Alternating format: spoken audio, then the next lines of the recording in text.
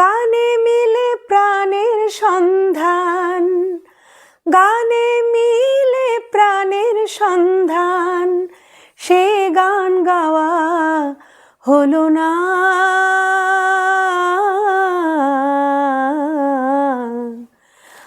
আমি গান গাইতে জানি না, জানি না, আমি গান গাইতে জানি না। বিশারদ হয়ে গেছে, আর প্রয়োজন নেই, অনেক শিখেছি। সেই মানে বিশারদ, মাস্টার ডিগ্রি, এইসব পরীক্ষা বা সার্টিফিকেট আমি মনে করি ওইটা মানে কি, আচ্ছা একটা মানে সার্টিফিকেট পাওয়া যায় সেটা ঠিক আছে, কিন্তু ওইগুলোর থেকে বড় জিনিস হচ্ছে শেখা। আর লোকসঙ্গীতের কথা যেহেতু আসলো, লোকসঙ্গীত আমি অ্যাগ্রিড, যেহেতু অল ইন্ডিয়া রেডিওতে, তো আমি লোকসঙ্গীত করি। তো যখন জলের ঘাটে বের করেছি আমি ভাবিনি আমি কোনোদিন এই গান যে এত লোকের এত ভালোবাসা, মানে এই গানগুলো আমি আমার মায়ের মুখে মুখে শুনতাম। 19-এর গান অনেকেই লিখেছেন, প্রয়াত শক্তিপদ ব্রহ্মচারী, প্রয়াত অনুরূপা বিশ্বাস বা আরও অনেকেই আছেন, ওনাদের কবিতাগুলোকে আমি সুরারূপ করে পারফরমেন্স বলতে, আমি যখন ইন্ডিয়ান আইডলে গেছিলাম তখন একটা অভিজ্ঞতা যেটাকে বলে সেটা হয়েছিল। আরেকটা জিনিস, আমি যখন সাউথ আফ্রিকাতে অনুষ্ঠান করতে গেছিলাম, ইন্ডিয়ান মানে প্রত্যেকটা মানে প্রবাসী বাঙালি বা প্রবাসী ইন্ডিয়ান যারা, ওনারা দস্তুর মতো মানে গানটা শুনে এ মেরে বেতনকে লোগো গানটা দিয়ে আমি শেষ করেছিলাম অনুষ্ঠান। প্রত্যেকটা মানুষের কাছ থেকেই আমাদের শেখার আছে, এবং প্রত্যেকটা মানুষই যার কাছ থেকে আমরা যেটা শিখতে পারি সেই কিন্তু আমাদের গুরু। মেয়ে যখন ছোট ছিল, মা আমার, আমি অনুষ্ঠানে গেলে মা মেয়েকে দেখতো।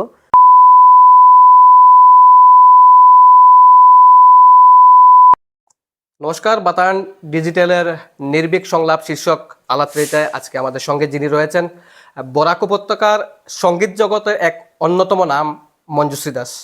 মঞ্জুশ্রী দি, আপনাকে স্বাগত জানাই বাতায়ন ডিজিটালে। নমস্কার। যেহেতু আজকালকে দিনে আপনাকে আমরা খুব বেশ চর্চায় এবং বেশ স্টেজ প্রোগ্রামে দেখতে পাচ্ছি আপনাকে, সেই সুবাদে আজ আপনার সম্মুখীন হওয়া এবং মঞ্জুশ্রী দাস বিষয়ে আমরা আজকে জানতে চাই, এবং আমাদের যারা দর্শক রয়েছেন আশা করি আপনার থেকে জানতে পারবেন যে মঞ্জুশ্রী দাস কে, এবং মঞ্জুশ্রী দাসের যে সঙ্গীত জগতের যাত্রাটা কিভাবে শুরু হয়েছিল সেই বিষয়ে আজ আপনার থেকে প্রথমে জানতে চাইব। প্রথম যদি গান শেখা কথা বলা হয়, তবে আমি আমার মায়ের কাছেই আমার গানের হাতে করি। আমার মা শোভা দাস, ওনার কাছেই আমি ঘরে যেটাকে বলে সারেগামা এগুলো শিখেছি।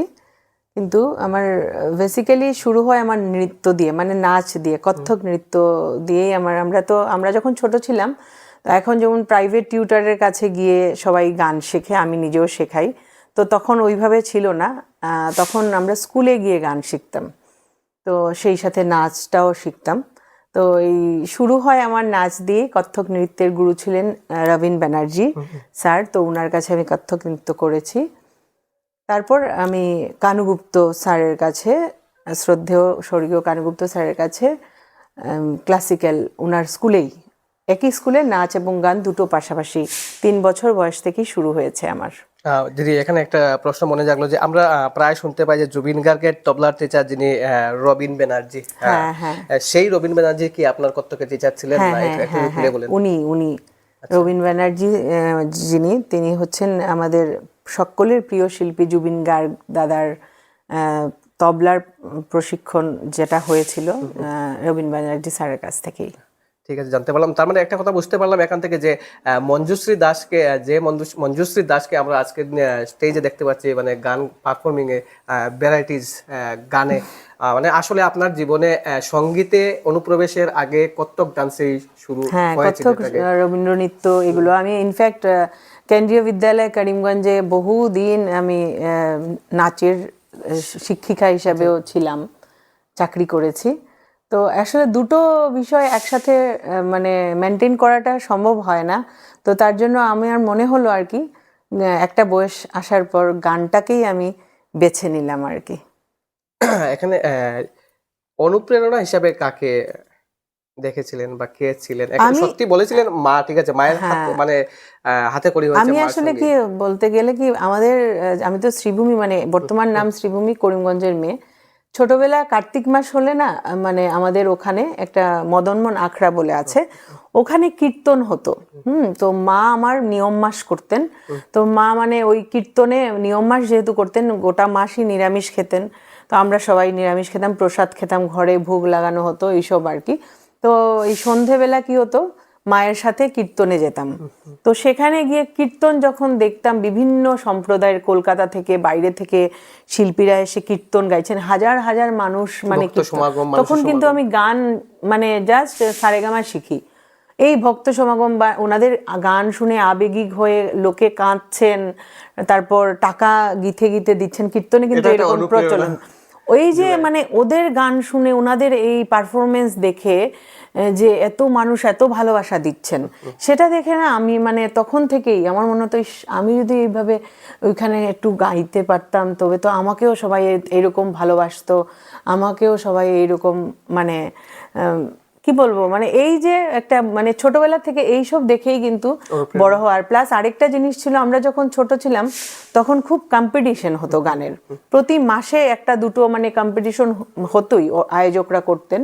তো সেইগুলো মানে প্রত্যেকটাতেই মানে একটা প্রাইজ পাওয়া, এটা একটা ব্যাপার ছিল, যে একটা শকেজ ভর্তি করব কবে, সেটার একটা ছিল। তো সবগুলো কম্পিটিশনে আমার মা আমাকে নিয়ে নিয়ে যেতেন, সেটা শিলচরে হোক, সেটা পুরো বরাক ভ্যালি যে কোনো জায়গায় হোক, আমি কম্পিটিশন মানে ছোট থেকেই কম্পিটিশনে নাচ গান সব কিছু করতাম।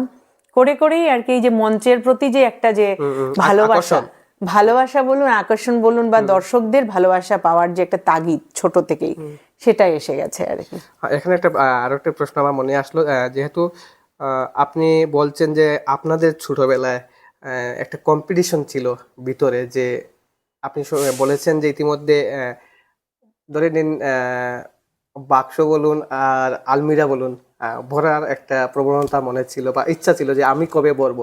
তো সেই যে আপনাদের সময়ে যে আপনাদের মধ্যে যে তাগিদ ছিল বা মনে যে একটা কম্পিটিশন জেগেছিল বা জাগতো, সেই বিষয়টা আজকের দিনে কতটুকু কি দেখছেন? আজকে যারা প্রজন্ম রয়েছে তাদের মধ্যে কি সেই প্রবণতা বা সেই ধরনের আগ্রহ কি আছে আজকের দিনে? দেখুন, আগ্রহ তো নিশ্চয়ই থাকবে, কারণ আজকালকে আমি আমার উপত্যকার কথা বললে অনেক কম্পিটিশনটা অনেকটাই কমে গেছে। ঠিক আছে, যেটা আমরা ছোটবেলা পেয়েছি, মানে প্রতিটা ধরুন এই যে 23 জানুয়ারি মানে নেতাজি জন্ম জয়ন্তী উপলক্ষে কম্পিটিশন হচ্ছে, 26 জানুয়ারি উপলক্ষে, মানে কম্পিটিশন লেগেই থাকতো আমাদের সময়। সেই জিনিসটার কিন্তু এখন বড্ড অভাব, খুব কম হয়, একদম কম হয়। যার জন্য কি হচ্ছে, যে নতুন যারা প্রতিভা বা ছোট থেকে যারা গান শিখছে, তারা তাদের কাজগুলোকে মানে প্রকাশ করার মাধ্যমটা আমাদের বরাক ভ্যালিতে যেহেতু কম্পিটিশনটা অনেকটা আগের থেকে কমে গেছে, প্রায় নেই বললেই চলে। কিছু কিছু আয়োজকরা, যেমন কিছুদিন আগে আমি একটা জাজমেন্ট করেছি এস প্রোডাকশনের, ওরকম কিছু কিছু হচ্ছে। দূরদর্শনের একটা সারেগামাপা কম্পিটিশনেও জাজমেন্ট করেছিলাম, তো সেখানেও মানে ভালো ভালো প্রতিভারা এসছে, হলে কিন্তু সবাই আসে, কিন্তু হয় খুব কম। স্মাইল বলে একটা আয়োজক সংস্থা ছিল, যে আগে নিয়মিত ওরা কম্পিটিশন করতেন, কিন্তু এখন সেইভাবে হচ্ছে না। তো এই আর কি আমি বলছি, যে কম্পিটিশনটা আমাদের বরাক ভ্যালিতে একটু কমে গেছে। হয় মাঝে সাঝে হয় কম্পিটিশন, কিন্তু কমে গেছে। তবে বাইরে, যেমন বাইরের প্ল্যাটফর্ম জিটিভি বা স্টার জলসা বা অন্যান্য যে বড় বড় স্যাটেলাইট চ্যানেল যেগুলো বাইরে আছে, সেগুলোতে কিন্তু কম্পিটিশন হয়।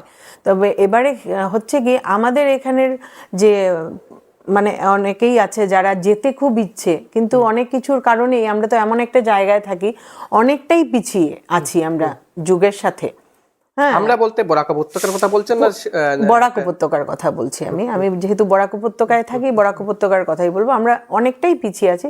যারা পারেন তাদের ছেলে মেয়েদেরকে নিয়ে বাইরে যেতে, অডিশনে দেন, অডিশন করে হয়তো অনেকেই ইন হচ্ছেন, এরকম হয়, কিন্তু সবাই তো আর যেতে পারে না।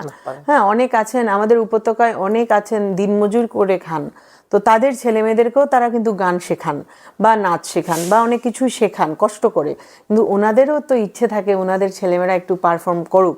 তো সরকার থেকে একটা কম্পিটিশন হয়েছিল গেল বছরই বোধহয়, এটা মহাসংগ্রাম, সঙ্গীত মহাসংগ্রাম, এটাতেও অনেক প্রতিযোগীরা পুরস্কার পেয়েছে, অনুপ্রাণিত হয়েছে। এরকম যদি সরকারও করেন আগামীতে, আমার মনে হয় আমাদের প্রজন্মের যারা ছেলেমেয়েরা আছেন, নতুন মানে যারা শিখছেন, ওদের জন্য অনেক ভালো হবে। এগুলো হলে কি হয়, এখান থেকেই ওরা নিজেদেরকে তৈরি করতে পারবে। মানে এখানে দায়ভারটা সরকারের থাকাও প্রয়োজন আপনার থেকে বোঝা যাচ্ছে। না না, দায়ভার বলছি মানে না। এই যে কম্পিটিশন কমছে, আগ্রহ কমছে বা এই না, বিষয়ে যেমন প্রসঙ্গে। সরকার একটা করেছেন, বললাম না মহাসংগ্রাম করেছেন, এটা খুব ভালো একটা প্রয়াস ছিল, ওটাতেও আমি জাজমেন্টে ছিলাম। তো ওই রকম যদি আরো করেন বা পাশাপাশি যারা মানে অন্যান্য যারা এনজিও আছেন, অর্গানাইজেশন আছেন, তাদের কাছে অনুরোধ রইল যে এই যে আমাদের প্রতিভা যাদের মধ্যে আছে, ছোট ছোট ছেলে মেয়েদের, তাদের জন্য যদি ওনারা কম্পিটিশন করেন কিছুদিন পর পর হলেও, তবে আমার মনে হয় আমাদের উপত্যকায় এত এত প্রতিভা লুকিয়ে আছে, গ্রামগঞ্জে সেই বিশেষ করে। প্রতিভাগুলো বিকাশে একটা শহর মঞ্চ তো দেওয়া আছেই, শহরের লোকেরা তবুও তাদের ছেলে মেয়েদেরকে অনেক কিছুতেই দিতে পারছেন, কিন্তু গ্রামাঞ্চলের যারা আছেন তারা কিন্তু একদমই হারিয়ে যাচ্ছেন। তাদের যে কাজগুলো, তাদের যে প্রতিভাগুলো তারা প্রকাশ করার মাধ্যমটা পাচ্ছেন না। তো ওইসব যদি এই গ্রামাঞ্চল ভিত্তিক হয়, তারপরে মানে বরাক উপত্যকা ভিত্তিক, মানে ওইভাবে যদি কম্পিটিশন গুলো হতে থাকে, বাড়তে থাকে, আমার মনে হয় প্রতিভাগুলো আরো এগিয়ে যেতে পারবে। তার এটা সাথে আমার একটা ব্যক্তিগত ধারণা। একটা অ্যাওয়ারনেসও আসবে। একদম একদম। যেহেতু গ্রামাঞ্চল থেকে টাউন ভিত্তিক হবে, একটা মানে স্টেপ বাই স্টেপ আসবে। হ্যাঁ, আমরা এটা এরকম করেছি। আমরা যেমন বঙ্গীয় সঙ্গীত পরিষদ থেকে এরকম কম্পিটিশন হতো, আমরা প্রথমে মানে শহর ভিত্তিক, তারপর আমরা শিলচরে এসেও কম্পিটিশনে গান করেছি, এইরকম আর কি। এই সব জিনিস হলে কি হয়, গান বাজনা শেখার পাশাপাশি মানে একটা মানুষ, মানে যে শিখছে স্টুডেন্ট, তার মনের মধ্যে যে না আমিও ভালো গাইবো, এই যে ভালো গাইবার তাগিদ বা মঞ্চে গান করার যে একটা মানে কি বলবো, করতে করতেই না প্রথম আড়ষ্ট থাকে, মঞ্চে উঠার পর একটা ভয় থাকে, এই ভয়টা কেটে যায় মঞ্চে গান গাইতে গাইতে।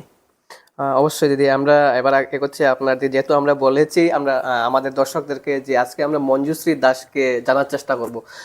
আজকের দিনে আমরা প্রায় দেখতে পাচ্ছি অনেক মঞ্চে আপনাকে বিভিন্ন ধরনের গান করতে, কখনো ঝুমুর, কখনো দামাইল, বরাকের যেগুলো আঞ্চলিক গান যেগুলো রয়েছে, নানা ধরনের গান করতে দেখতে পাচ্ছি, কখনো হিন্দিও দেখতে পাচ্ছি, এক ব্যতিক্রমী হিসাবে। ঠিক আছে, সেই হিসাবে আমাদের প্রশ্ন আছে যে লোকসঙ্গীত, আপনাকে লোকসঙ্গীতও দেখা যাচ্ছে প্রায়।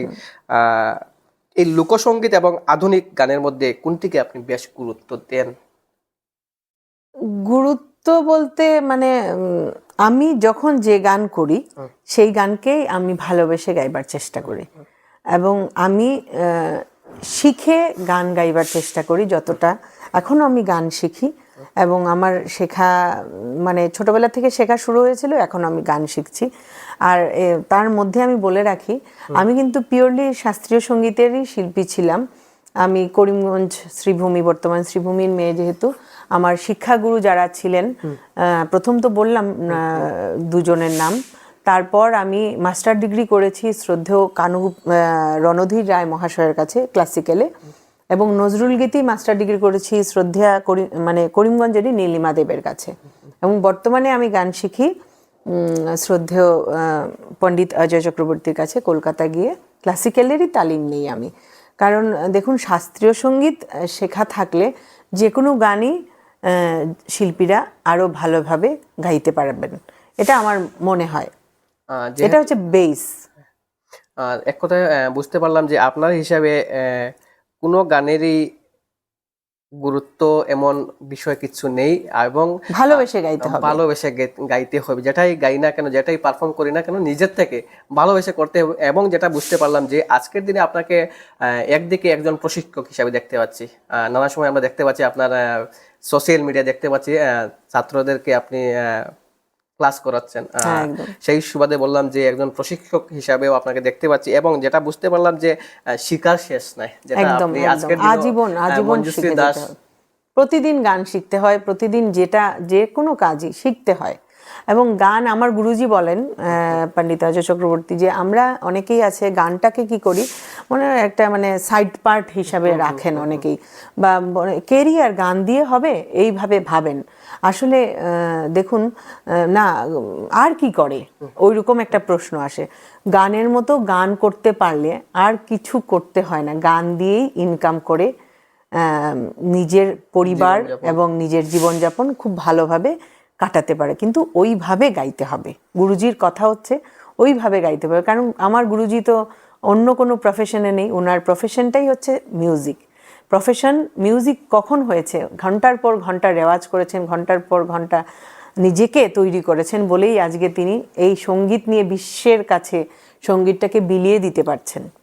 একটা একটা বিষয় আমরা প্রায় দেখতে পাই, যারা সঙ্গীত শিল্পী হোক বা নানা ধরনের শিল্পী হোক, মানে কোনো সময় দেখা যায় কখনো কি যে তারা বিশারদ দিল, ঠিক আছে, বিশেষত দেখা যায় সঙ্গীত বা আর্ট হোক, নানা ধরনের তবলাই হোক, ঠিক আছে, বিশারদের পর হয়তো তারা আর এই চ্যাপ্টারটা বন্ধ করে দেয়।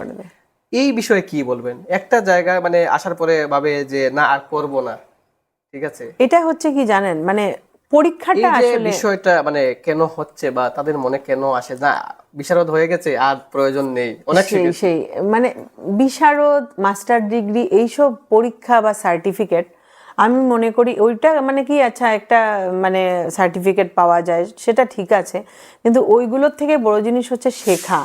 হ্যাঁ, আমি যে এখনো শিখি, আমি কিন্তু কোনো সার্টিফিকেট আর পাবো না, কিন্তু তারপরও একটা রাগ আমরা বছর 2 বছর একটা রাগই শিখি। কোথায় কলকাতায় যাই, গিয়ে কিন্তু একই রাগ আমরা 2 বছর একটা রাগ শিখতেই আছি ওরকম আর কি।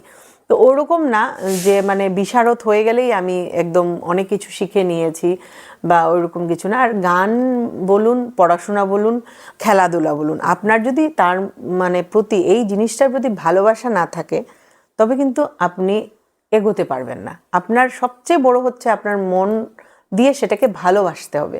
ভালোবাসলে সব জিনিসই মানে কোনো জিনিসের এন্ড হয় না, ওটা একদম মৃত্যুর আগ অবধি এটা করে যাওয়া যায়। আর লোকসঙ্গীতের কথা যেহেতু আসলো, লোকসঙ্গীত আমি এগ্রিড, যেহেতু অল ইন্ডিয়া রেডিওতে, তো আমি লোকসঙ্গীত করি এবং মঞ্চেও গাইতে হয়। এবং আমি বাংলা আধুনিক গান থেকে বা ক্লাসিক্যাল এইসব থেকে লোকসঙ্গীতটাকে অডিয়েন্সরা আমাকে নিয়ে গেছে আসলে, কারণ ইউটিউবে মিলিয়ন ভিউজ আমার ধামাইল গানে। যখন আমি ধামাইল প্রথম বের করেছিলাম, আমি জানতামও না যে এই ধামাইলগুলো এত জনপ্রিয় হবে এবং প্রত্যেকটা বিয়ে বাড়িতে বা প্রত্যেকটা একটা অনুষ্ঠানে। আপনার ফার্স্ট ধামাইল গান বের হয়েছিল? চলো চলো ওগো সখী তো অনেক আগেই বেরিয়েছে, এটা হবে 2012 বা 13 ওই রকম। আর জলের ঘাটে যেটা ভাইরাল হয়েছিল সেটা মানে এরকম হয়েছে যে মিউজিকটা লস্কর বিধানদা করেছেন, বরাক উপত্যকার জনপ্রিয় একজন লোকশিল্পী। তো উনার মিউজিক, জুয়েলদা এখন নেই আমাদের মাঝে, জুয়েলদা রিদম অ্যারেঞ্জমেন্ট করেছিল।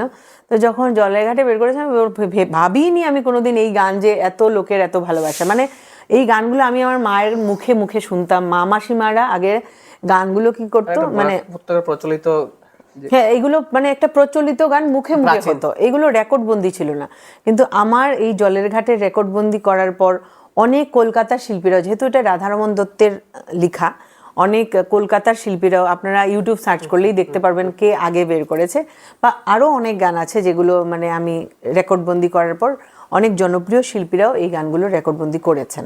তবে আমি এখন চেষ্টা করি যে ধামাইল বা ঝুমুর গান, আমার বরাক উপত্যকার যারা কবিরা আছেন তাদের লেখাকে আমি মানে এই লেখাগুলো নিয়ে কাজ করার চেষ্টা করি। নতুন যে গানগুলো আসে সেগুলো আমি চেষ্টা করি আমার বরাক উপত্যকার যারা লিখছেন তাদের কাজ। শুধু ধামাইল বা ঝুমুর গান নয়, আপনি ইউটিউবে গেলে আমার প্রচুর আধুনিক গানও রয়েছে, আধুনিক কবিতা, বা করিমগঞ্জ শহর নিয়ে পুরো একটা আধ ঘন্টার উপরে একটা গান রয়েছে, সেটাতে পুরো ডকুমেন্টারি একটা, মানে আপনি পুরো শ্রীভূমির বিষয়ে অনেক কিছুই জানতে পারবেন। ওরকমও গানও আছে আমার ইউটিউব চ্যানেল মঞ্জুশ্রী দাস অফিসিয়ালে। তো বিভিন্ন আঙ্গিকে আমি মানে আমার বরাক উপত্যকার যারা কবিরা আছেন, যারা প্রয়াত হয়েছেন, 19-এর গান, যেমন 19শে মে, 19-এর গান অনেকেই লিখেছেন, প্রয়াত শক্তিপদ ব্রহ্মচারী, প্রয়াত অনুরূপা বিশ্বাস বা আরও অনেকেই আছেন। ওনাদের কবিতাগুলোকে আমি সুরারূপ করে রেকর্ডবন্দি করে রাখার চেষ্টা করি। হ্যাঁ, রেকর্ডবন্দি করে রাখার চেষ্টা করে। যদিও আধুনিক বা এই 19-এর গানগুলো জনপ্রিয়তা পায়নি, মানে ভাইরাল যেটাকে বলে আজকের সময়ে দাঁড়িয়ে, গ্রহণযোগ্যতা যদি বলা হয় কতটুকু কি দেখছেন এই আধুনিক আমাদের বরাক উপত্যকার যারা শ্রোতা বন্ধুরা আছেন, যারা ইউটিউব দেখেন বা ফেসবুক, ওনারা বেশি লোকগানই ভালোবাসেন। তার জন্য লোকগান যেভাবে মানে চট করে মিলিয়ন মিলিয়নে চলে যায়, সেইভাবে আধুনিক বা অন্যান্য 19-এর গান, 19-এ মেয়ের গান বা ওই গানগুলো সেইভাবে ভাইরাল হয় না, সেইভাবে মানে ভিউজ হয় না। তবে আমি আশাবাদী, আজকে না হলেও একদিন না একদিন এই গানগুলো লোকে শুনবে। ঠিক আছে, বুঝতে পারলাম। যেহেতু আপনার উদ্দেশ্য হচ্ছে বর্তমানে যারা আমাদের বরাকের যারা রত্ন, এক কথায় বলতে গেলে একদম ওনাদের যেগুলো কাজ রয়েছে সেগুলোকেই মানুষের দরবারে ওগুলোকে পৌঁছানোর সুর দিয়ে, প্রচেষ্টা, হ্যাঁ, সুর দিয়ে। চেষ্টা করছি। এবারে কথা হচ্ছে, যেহেতু আজ বর্তমান যেটা যুগ চলছে, রক সং, ডিজে, সেগুলোর দিকে আমাদের বর্তমান প্রজন্ম ধাবিত হচ্ছে, ঠিক আছে। এবং আপনাকে আমরা দেখতে পাচ্ছি যে নানা ধরনের গান করছেন, তারপরও কিন্তু যেহেতু আপনি বললেন যে শ্রোতা বন্ধুরা আপনাকে লোকসঙ্গীতের দিকে এগিয়ে যেতে বাধ্য করছে আজকের দিনে, মানে প্রাধান্যতা দিতে। সেই সুবাদে বলছি যে রক সং যেগুলা, এইগুলো এবং রক সং এবং লোকসঙ্গীতের মধ্যে পার্থক্যটা আপনি কি বলবেন, যদি বলেন। দেখুন, কখনো কি একটা জিনিস আমি বলতে চাই এখানে, কখনো কি হয় যুব প্রজন্মের মধ্যে কিছু গান বাজানো হয়, সেগুলো কিন্তু অর্থের দিক দিয়ে কিন্তু ওরা না বুঝেই বাজাচ্ছে, মিউজিকের উপর ডিপেন্ডেন্ট হয়ে। তো সেই সুবাদে বললাম যে রক সং এবং যেগুলো লোকসঙ্গীত রয়েছে তার মধ্যে পার্থক্যটা যদি আপনার হিসাবে আপনি কি বলবেন। দেখুন, চয়েসটা তো দিনে দিনে পরিবর্তন হচ্ছে। আমরা যখন ছোট ছিলাম এক ধরনের গান বাজনা শুনে আমরা বড় হয়েছি, এবং আজকালকের ছেলেমেয়েরা যারা গান বাজনা শুনেন তারা অন্য রকম একটা গান বাজনা, মানে কি বলবো, ব্যান্ড প্যাটার্ন যেটাকে বলে, সেই ধরনের গান বাজনা ভালোবাসেন। তো যুগের সাথে কি হচ্ছে, যেহেতু আমরা প্রফেশনালি মঞ্চে কাজ করি এবং আমাদেরকে প্রফেশনালভাবে নেওয়া হয় মঞ্চে গান গাইতে, তখন কি করতে হয়, আমাদেরকে সব দিকটা খেয়াল রেখেই মঞ্চে গান করতে হয়। এবারে আমার ইচ্ছে থাকলেও একটা আধুনিক গান গাইবো, হয়তো আমার ইচ্ছেতে আমি দুটো, একটা রবীন্দ্রসঙ্গীত, একটা আধুনিক গান জোর করে আমি দর্শকদেরকে শোনালে শুনবে ওরা, কিন্তু সেগুলোও করি। কিংবদন্তি শিল্পীদের গানও আমি গাই। তার পাশাপাশি আমি দর্শকদের পছন্দের গান তো অবশ্যই গাইতে হয় এবং সেই গানগুলো গাই। এবং ডিফারেন্স বলতে কি, আমি যেটাকে বললাম, ভালোবেসে যে কোনো গান গাইলেই সেই গানটা শ্রোতার হৃদয়ে গিয়ে পৌঁছে যায়, সেখানে রক সং হোক, লোকসঙ্গীত হোক, তবে বাদ্যযন্ত্র হোক। কিছু গান আমি যেমন খুব জনপ্রিয় হলেও আমার গাইতে ভালো লাগে না, তার জন্য আমি গাই না, সেটা আমার ব্যক্তিগত পছন্দ।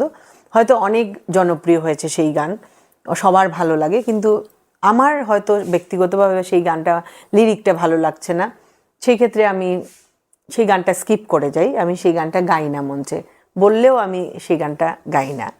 তো ওই আর কি, তখন অন্য আমার যে ভালো লাগা গান সেই গান গাই, এইভাবেই চলছে পথ। বর্তমান বাঙালি সমাজ এবং সংস্কৃতির লোকসঙ্গীতে কোনো প্রভাব আছে কি?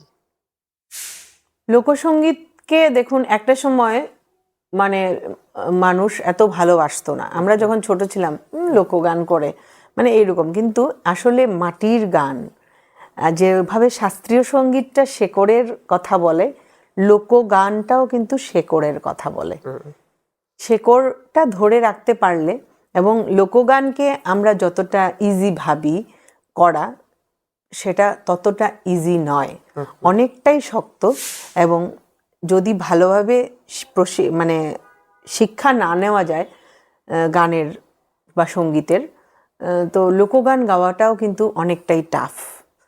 কারণ লোকগান এমন গান যেটা লোকের কথা বলে, মানুষের কথা বলে, মাটির কথা বলে, মাটির গন্ধ তার মধ্যে, গ্রাম বাংলার পল্লীর কথাই বেশি পাওয়া যায়। এবং সেই গান যখন আপনি গাইবেন তখন সেই গানটা গিয়ে হৃদয়ে স্পর্শ করতে হবে, সেই সুরটা হৃদয়ে গিয়ে, কারণ কথাগুলোই এমন থাকে লোকগানের। তো সে একদমই সহজ সরল ভাষায় কিন্তু লোকগানগুলো সমাজ জীবনের সাথে রিলেটেড থাকে।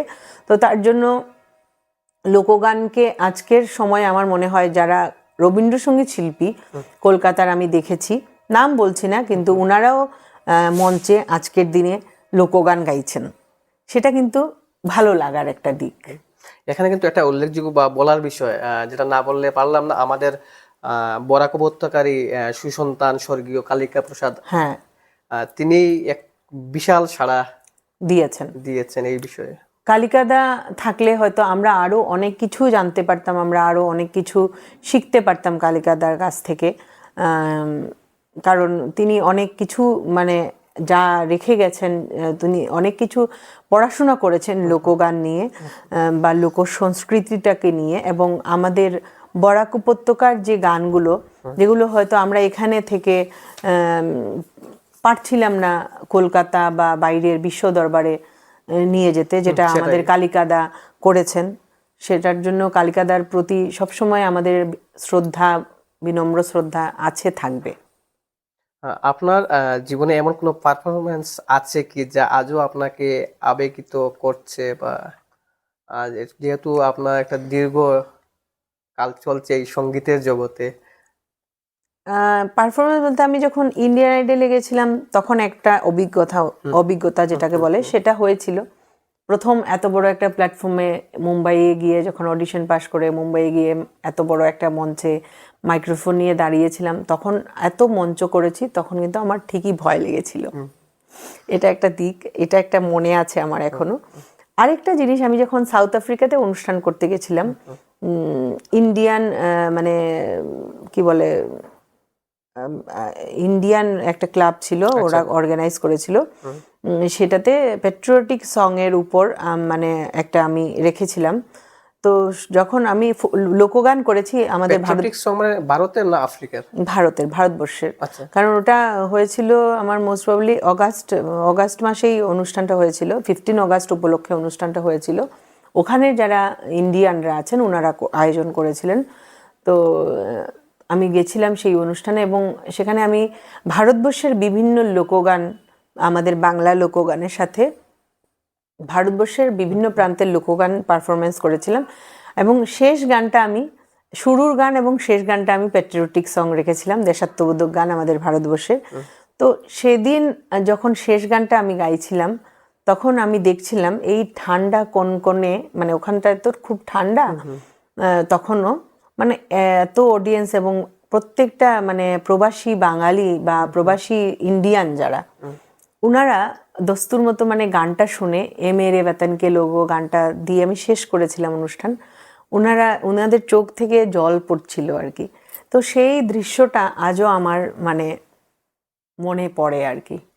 সেটাই মানে আজকের সঙ্গীত জগতে এমনিতে তো প্রত্যেকটা অনুষ্ঠানে গেলেই মানে কিছু না কিছু অভিজ্ঞতা হয়, কিন্তু ওই জিনিসটা আর কি আমার মনে হচ্ছিল যে প্রবাসে এসে আমি আমার দেশের গান গাইছি, আর এই যে মনে গর্বিত বোধ হয়েছিল, যে মানে এত ভালো লাগছিল আমার নিজে, আমি আবেগিক হয়ে গেছিলাম, মানে এ মেরে ওয়াতনকে লোগো গানটা গাইতে গাইতে ওনাদের কান্না দেখে, যে এখনো এত বছর থেকে ওনারা বাইরে থাকেন, দেশের বাইরে, তারপরও আমাদের ভারতবর্ষ, আমাদের ইন্ডিয়ার জন্য যে তাদের ভালোবাসা, সেইটা দেখে আমার আসলে ভীষণভাবে আমি আবেগিক হয়ে গেছিলাম।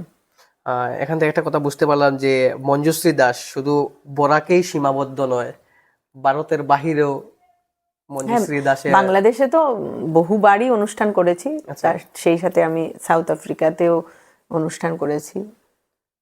সেটা বলার কারণ হচ্ছে আমরা সাধারণত আমাদের মনে যেটা ধরা হয়, বা আমরা যেটা জানি যে মঞ্জুশ্রী দাস বরাক উপত্যকার একজন ফক সিঙ্গার সাধারণত ধরা হয়, সেই সুবাদে বলতে হয় যে মঞ্জুশ্রী দাস শুধু বরাকের ভিতরেই সীমাবদ্ধ নয়। সেটা ওরকম কিছু কথা না, ভালোবাসা মানে সবাই দিচ্ছে বলেই সেই ভালোবাসা কুড়িয়ে কুড়িয়ে নিজের মধ্যে রাখার চেষ্টা গানের মাধ্যমে।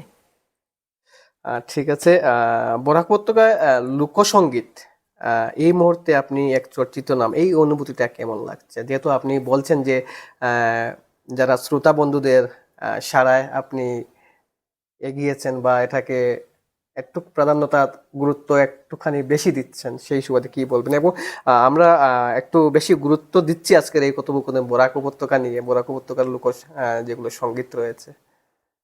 লোকগান তো বললামই, মাটির গান, যে গান গাইতে গেলে অনেকটাই নিজেকে তৈরি করতে হয়। আর আমি যে ব্যান্ডে কাজ করি, বিধান লস্কর দাদা, ওনার কাছ থেকেও আমি প্রায় প্রতিদিন শিখতে পাই, কারণ একসাথে যেহেতু গান বাজনা করি।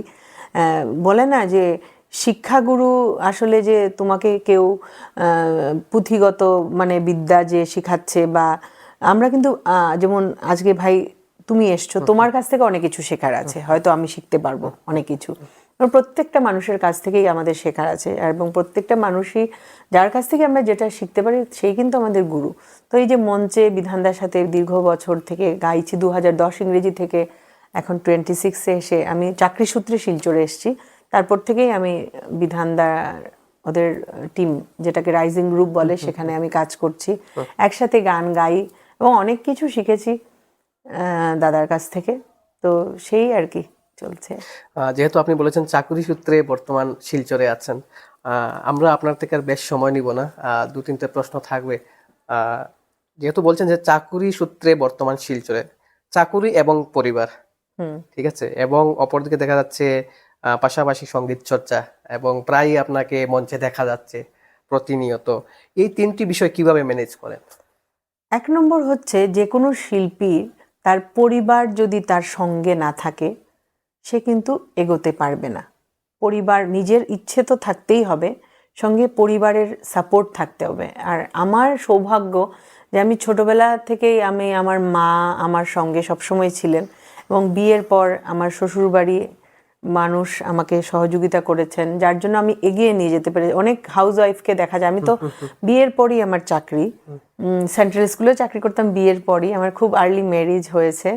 তো এই আর কি। তো আমার শ্বশুরবাড়ির দিকেও আমার গান বাজনাটা আমার যাতে বন্ধ না হয় সেই দিকটা ওনারা লক্ষ্য রেখেছেন, যার জন্য মানে আমাকে মানে গানের জন্য যে এই যে কষ্টটা করতে হয়, নিজে ম্যানেজ করা, হ্যাঁ ম্যানেজ তো অবশ্যই করতে হয়, কারণ সব কিছুর মধ্যে আমার একটা মেয়ে আছে, ওর পড়াশোনা, ঘর সংসার, এগুলো তো আমাদের বাঙালি মেয়েদের। শব্দটা আমরা আনার কথাটা হচ্ছে যে আপনি মঞ্জুশ্রী দাসের 3টা রোল আমরা এখানে দেখতে পাই। এক জায়গায় হচ্ছে একজন গভর্নমেন্ট সার্ভেন্ট, হ্যাঁ, অপর দিকে হচ্ছে একজন মাতৃ হিসেবে আমরা জানি, ঠিক আছে, সেই সুবাদে বলা যায়। উপর দিকে আরেকটা তৃতীয়ত হচ্ছে একজন সঙ্গীত শিল্পী। ওইটাই বলতে হচ্ছে ম্যানেজ কিভাবে ম্যানেজ, ওইটাই যে বললাম না, পরিবারের সহযোগিতা থাকলে সেটা আসলে সম্ভব হয়। আমি আমার কাজগুলো করে, আমার ভালো লাগার কাজ যখন আমি করতে যাই, তখন আমার পরিবার সবসময় আমার পাশে। আমার বিয়ের আগেও ছিল, বিয়ের পরও আমি সেটা পেয়েছি। আমার হাজব্যান্ড বিপ্রদীপ রায় সবসময় আমাকে মানে উৎসাহিত করেন গান বাজনা করার জন্য, এগিয়ে যাওয়ার জন্য। তো আর মেয়েও এখন বড় হয়ে গেছে, তো সুতরাং মেয়ে যখন ছোট ছিল, আমি অনুষ্ঠানে গেলে মা মেয়েকে দেখতো, তো সেই দিকটাও আমার মানে ছিল বলে আমি মানে একদিনের জন্য গান বাজনা বন্ধ করতে লাগেনি আমাকে, মানে সেটা আমি করে গেছি। আপনার মেয়ে কি গান শিখছে? আমরা প্রায় দেখতে পাই স্টেজে আজকাল যুগলবন্দি হিসেবে মা মেয়ে। এই আমার স্টুডেন্টদের সঙ্গে ওর গানের খুব একটা ইন্টারেস্ট নেই, এই যে বললাম বড় হলে যদি হয়। আমারও যেমন ছোটবেলা আমি গান থেকে আমি নাচটাকেই বেশি ভালোবাসতাম, কিন্তু একটা সময় আমি নাচটা এখন আমি কমপ্লিটলি এখন বন্ধ করে গানটাকেই আমি প্রাধান্য দিচ্ছি এবং গানটাকে নিয়েই কাজ করছি। তো আমারও মনে হয় যখন বয়স হবে, বড় হবে, ধীরে ধীরে ভালোবাসাটা আসবে। তবে আমি মানে প্রথাগত শিক্ষা যেটা শাস্ত্রীয় সঙ্গীতের, সেটা আমার স্টুডেন্টসরা আসে যখন, তাকেও দেই একসাথে, ওই চলছে আর কি, মেয়েও গাইছে। ভবিষ্যতে বরাকা উপত্যকার একজন শিল্পী মঞ্জুশ্রী দাসের মতো দেখার, ওটা তো ওর উপর ডিপেন্ড করে। এখন তো বাচ্চাদেরকে তো আর জোর করে কিছু মানে করানো যায় না যে তুমি ডাক্তার হবে, তুমি অ্যাডভোকেট হবে, বা তুমি, ওদের যা ইচ্ছে সেটাই হবে। তবে আমাদের মা বাবা হিসেবে আমাদের যেটুকু দায়িত্ব, আমরা তাদেরকে শিখিয়ে, যে কোনো একটা বিষয় শিখা বা জানা থাকলে পরবর্তীতে যদি মনে করে সে সঙ্গীত নিয়ে কিছু একটা করবে, তখন সে করতে পারবে। বেটার কিছু আরো শিখতে চাইছে, তখন সে শিখতে পারবে। সেটাই হচ্ছে।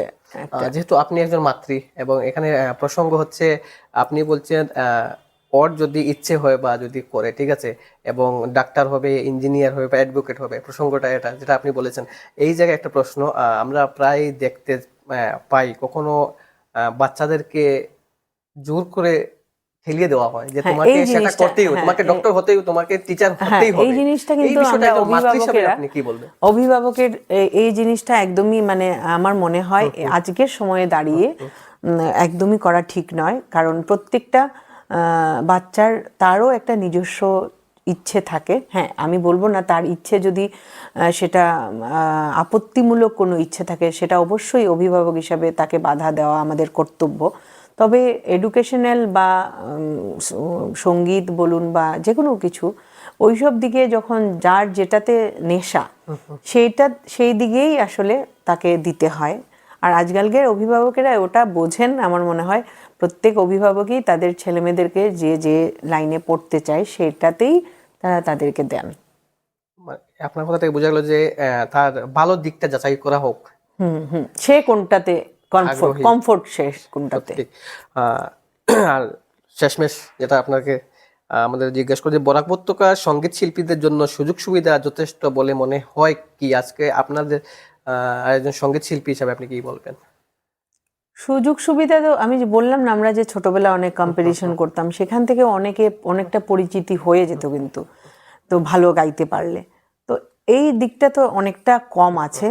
তবে এখন শিল্পীরা যেমন অনেক আগে যেমন রেকর্ডবন্দি অনেক কম হতো, এখন আমাদের শিলচরেই অনেক স্টুডিও হয়েছে যেখানে ইচ্ছে করলে তারা তাদের নিজের মৌলিক গান রেকর্ডবন্দি করতে পারবেন বা ইচ্ছে করলেই করতে পারবেন। হ্যাঁ, এটা অনেকটা কি বলে আর্থিক অনেকটাই খরচ করতে হয় একটা গান রেকর্ড করতে, তো সেইভাবে ওরা এগিয়ে যেতে পারবে।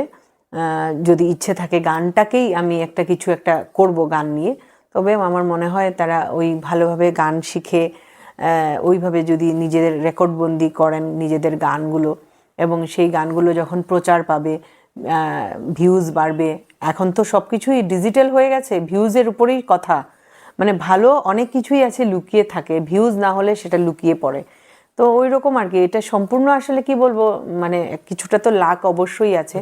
অনেক প্রতিভা হয়তো তার ব্যাড লাক যে সেটা প্রচারের আলো পাচ্ছে না, সেগুলো আপনারা আছেন, আপনারা সেগুলো আলোর দিশারি হয়ে তাদেরকে আলো দেখাবেন।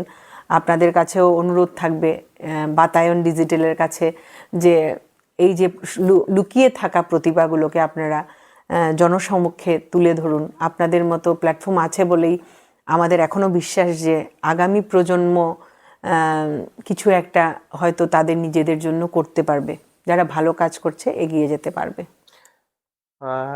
শেষমেশ যেটা শেষ অনেক থেকেই বলছি, অনেক সময় থেকে শেষ যেটা হচ্ছে, একজন শিল্পী আপনি বর্তমান সময়, তো শিল্পী হিসাবে বরাকের যে যুব প্রজন্ম তাদের উদ্দেশ্যে আপনার বার্তা কি থাকবে বা কি দিতে চান? আর এটাই আপনার শেষ। যেহেতু আমি গান নিয়েই আজকের আমাদের আলোচনা, আমি প্রথম অবস্থায় একটাই কথাই বলবো, গান তো অবশ্যই বলবো, সঙ্গীত। প্রথমে একজন শিল্পীকে একজন ভালো মানুষ হতে হয়, ভালো মনের মানুষ আমরা হতে হবে। কম্পিটিশন অবশ্যই থাকতে হবে, নিজের সাথে নিজের কম্পিটিশন, নিজে ভালো গান গাইবার কম্পিটিশন, সেটা থাকতে হবে। আমি কতটা নিজেকে তৈরি করব সেটা, এই তাগিদটা থাকতে হবে। নতুন প্রজন্ম যারা আছে তারা যেন এই জিনিসটা থাকে যে না, আমি আর একটু বেটার কিছু করব। এখন যতটা গাইছি, নিজের মোবাইল আছে, এখন মোবাইলে নিজের গানটাকে রেকর্ড করুন, করে শুনুন কোন কোন জায়গা আমার ঠিক হচ্ছে না, আবার সেটাকে রেকর্ড করুন, আবার শিখে আবার সেটাকে রেকর্ড করুন, শুনুন পারফেকশন আসলো কিনা। এবং গান গাওয়া থেকে গান শোনাটা সবচেয়ে বেশি ইম্পর্ট্যান্ট। আমরা যত বেশি শুনবো গান, তত বেশি আমাদের গানের মধ্যে পারফেকশন আসবে। আমি এইটুকুই বলবো যে আমরা চেষ্টা করব অন্যান্য কাজের পাশাপাশি একটু গান বেশি বেশি করে শুনবো। এবং আরেকটা রিকোয়েস্ট থাকবে যে বরাক উপত্যকায় আপনারা বাইরের অনেক শিল্পীদের গান শুনেন, বাইরের অনেক শিল্পীদের গান বাজান পুজো বা ধরুন কোনো অকেশনে, সেইভাবে বরাক উপত্যকার শিল্পীদের গান যারা এত কষ্ট করে রেকর্ডবন্দি করেন, ভিডিও করেন আপনাদের জন্য, কিন্তু আপনারা বাইরের শিল্পীদের গানও অবশ্যই বাজান। সেই সাথে বরাক উপত্যকার যারা শিল্পীরা গান গাইছেন, যারা কষ্ট করে রেকর্ডবন্দি করছেন আপনাদের শোনার জন্য, সেই গানগুলোকে আপনারা একটু ভালোবাসা দিন, সেই গানগুলোকে এগিয়ে নিয়ে যেতে সাহায্য করুন। তবে বরাক উপত্যকায় শিল্পীরা অনুপ্রাণিত হবে এবং আপনারা একদিন গর্ব বোধ করতে পারবেন যে আপনাদের উপত্যকার একজন শিল্পী এত ভালো কাজ করছে। তো আমার এটাই বিনম্র অনুরোধ আমার শ্রোতা বন্ধু বা দর্শক বন্ধুরা যারা আছেন তাদের কাছে, আপনারা একটু বেশি বেশি করে বরাক উপত্যকার গান শুনুন এবং এই বরাক উপত্যকার সৃষ্টিকে এগিয়ে নিয়ে যাওয়ার জন্য আপনাদের হাতটুকু বাড়িয়ে দিন। দিদি, আপনার সাথে কথা বলে একটা কথা বুঝতে পারলাম যে আপনি যেটা বলতে চাইছেন যে আপনাদেরকে প্রাধান্যতা দেওয়া হোক, সোজা কথা যেটা। না, প্রাধান্য তো অবশ্যই না দিলে এত অনুষ্ঠানে কেন ডাক পাই? ঠিক আছে, তার সেই চেয়েও মানে তুলনামূলকভাবে আমি বলছি যে যেহেতু বাহিরের আজকালকে বাহির ডিজিটাল, রাজ্য। হ্যাঁ ডিজিটাল, যেহেতু আপনারা যদি আমাদের রেকর্ডবন্দি গানগুলো, আমি বলছি না আমার গান শুনবেন, আমার গোটা উপত্যকার যে যে শিল্পীরা রেকর্ডবন্দি করছে, আপনারা যদি বেশি বেশি করে গানগুলো শুনেন, তখন এই গানগুলো বাইরেও পৌঁছবে। কারণ আপনারাই তো হচ্ছেন আমাদের আসল শক্তি, ঠিক না? আমার অবশ্যই অবশ্যই। উপত্যকার দর্শকই কিন্তু আমার ভগবান। আমার বাইরের দর্শক আমার ভগবান নন। শ্রোতা যদি না থাকে তাহলে আমি শিল্পী হয়ে আর একজন শ্রোতাই কিন্তু একজন শিল্পীর কাছে ভগবান। শ্রোতা না থাকলে শিল্পীরা কি করবে? কাকে গান শিল্পীর যে শোনাবে? শিল্পত্ব সেটাকে গানটা শোনাবে কাকে? শ্রোতারা আছেন বলেই তো আমরা গান বাজনা তৈরি করছি, গান বাজনা আরো বেশি করে ভালো করার চেষ্টা করছি। তো সেইগুলো গান যখনই আপনারা আজকালকে সোশ্যাল মিডিয়া অনেক কিছু আছে, ফেসবুক, ইউটিউব, সেগুলোতে আপনারা এই মৌলিক গানগুলো শুনুন এবং শুনে প্রত্যেকটা শিল্পীকে এগিয়ে শুনতে তো টাকা লাগে না। অবশ্যই বলুন, অবশ্যই। শুনতে কোনো টাকা লাগে? শুনতে কিছু লাগে না, শুধুমাত্র আপনাদের একটু সময়ের দরকার। একটু শুনুন, দেখবেন আপনাদের এই শোনাতে একটা শিল্পী তার কাজটাকে বিশ্ব দরবারে নিয়ে পৌঁছতে পারবে। ধন্যবাদ দিদি আপনাকে এবং আপনার যারা দর্শক রয়েছেন আমাদের। আমরা আজ কথা বললাম মঞ্জুশ্রী দাস, বরাক উপত্যকার আগসারির যে সঙ্গীত শিল্পী তাদের মধ্যে একজন হচ্ছেন মঞ্জুশ্রী দাস। এবং আমরা নানা প্রশ্ন করলাম দিদিকে এবং যথারীতি উনি আমাদের প্রশ্নের উত্তরও দিলেন। এবং আমরা প্রথমে বলেছিলাম যে আমরা জানার প্রচেষ্টা করব মঞ্জুশ্রী দাসকে। আমরা যথারীতি জানলাম মঞ্জুশ্রী দাস দিদির বিষয়ে। এবং যারা বরাকের যারা শ্রোতা দর্শক রয়েছেন এবং আমাদের বাতায়ন ডিজিটালের যারা দর্শক রয়েছেন, অবশ্যই বরাক উপত্যকার যারা শিল্পী রয়েছেন, শিল্পীর শিল্পত্বকে সম্মান জানিয়ে ওনাদের যে কাজ রয়েছে সেগুলোকে দেখবেন। গান যেগুলো রয়েছে প্রতিনিয়ত ওনারা কাজ করে যাচ্ছেন। যারা বরাকের যেগুলো হারিয়ে যাওয়া যেগুলো লোক শিল্প বা লোক গান যেগুলো রয়েছে সেইগুলোর উপর ওনারা কাজ করে যাচ্ছেন, রেকর্ডবন্দি করছেন। এবং সেইগুলো ডিজিটাল মাধ্যম আজকালকার দিনে ইউটিউব আছে, যেগুলো সোশ্যাল মিডিয়া প্ল্যাটফর্ম রয়েছে সেগুলোতে উপলব্ধ আছে। এবং তার জন্য আগের তুলনায় বাজারে গিয়ে আপনাদেরকে টাকা দিয়ে ক্যাসেট কিনতেও লাগছে না। এখন এটা না, আপনাদের মুঠো ফোনেই আপনারা সব গান পাবেন, প্রত্যেক শিল্পীর গান পাবেন। আমি বলছি না যে আপনারা বাইরের শিল্পীর গান শুনবেন না, অবশ্যই শুনবেন, সেই সাথে আমাদের উপত্যকার শিল্পীদের গানগুলোকেও ভালোবাসা দেবেন। আমি সেই সাথে ধন্যবাদ জানাতে চাই বাতায়ন ডিজিটালকে, যে এত সুন্দর একটা মানে কি বলবো, একটা অ্যাটমসফেয়ার এখানে তৈরি হয়ে গেছে, সাংগীতিক অ্যাটমসফেয়ার যেটাকে বলে। তো এত দূর থেকে আমার ভাই এসছে কালাইন থেকে। তো আপনারা সবাই বাতায়ন ডিজিটালের পাশে থাকবেন। আশা করি এই রকম আরও অনেক অনেক ভালো কাজ আপনারা দেখতে পারবেন এবং বাতায়ন ডিজিটালের মাধ্যমে, এবং অনেক লুকিয়ে থাকা প্রতিভা বাতায়ন ডিজিটাল আপনাদের কাছে অবশ্যই তুলে ধরবে। এটা আমি ভাইয়ের কাছে অনুরোধ রেখেছি, অবশ্যই আপনারা সেটা পাবেন। দিদি, আপনাকে বলতে হয় যে বা আমরা দর্শক যারা রয়েছেন আমরা বলতে চাই যে আমাদের এইম হচ্ছে যে মেইন স্ট্রিম মিডিয়া যেগুলোকে ফোকাস করছেন আমরা চাই সেগুলোকে তুলে ধরার। এখনো গ্রামাঞ্চল হোক বা শহরাঞ্চলে হোক অনেক প্রতিভা আছে যেগুলো লুকায়িত আছে, সেগুলো তার সঠিক দাম পাচ্ছে না বা মানুষের সামনে আসতে পারছে না। আমরা চাই সেগুলোকে প্রাধান্যতা দেওয়া এবং সবার সামনে তুলে ধরা। যারা বাতায়ন ডিজিটাল এতক্ষণ থেকে আমাদের সঙ্গে রয়েছেন আপনাদেরকেও জানাই ধন্যবাদ আমাদের সঙ্গে থাকার জন্য। যেতে যেতে একটা লাইন আমি গাইবো, অবশ্যই, কারণ গানের যেহেতু কথা হয়েছে, তো লোকগান বলেছো যেহেতু, অবশ্যই আমরা শুনতে পারি। তো একটা লাইনই আমি গাইছি। গানে মিলে প্রাণের সন্ধান, গানে মিলে প্রাণের সন্ধান, সে গান গাওয়া হলো না।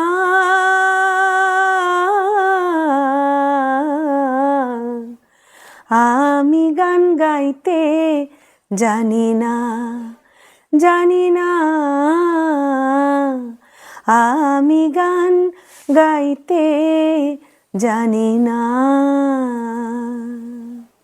গান গাইতে এখনো জানি না, তবে আপনাদের ভালোবাসা, আশীর্বাদ, শুভেচ্ছা থাকলে অবশ্যই শিখে একদিন আরও ভালো গান গাইবার চেষ্টা চালিয়ে যাব। শুভেচ্ছা, আশীর্বাদ রাখবেন সবসময়। নমস্কার। ধন্যবাদ দিদি।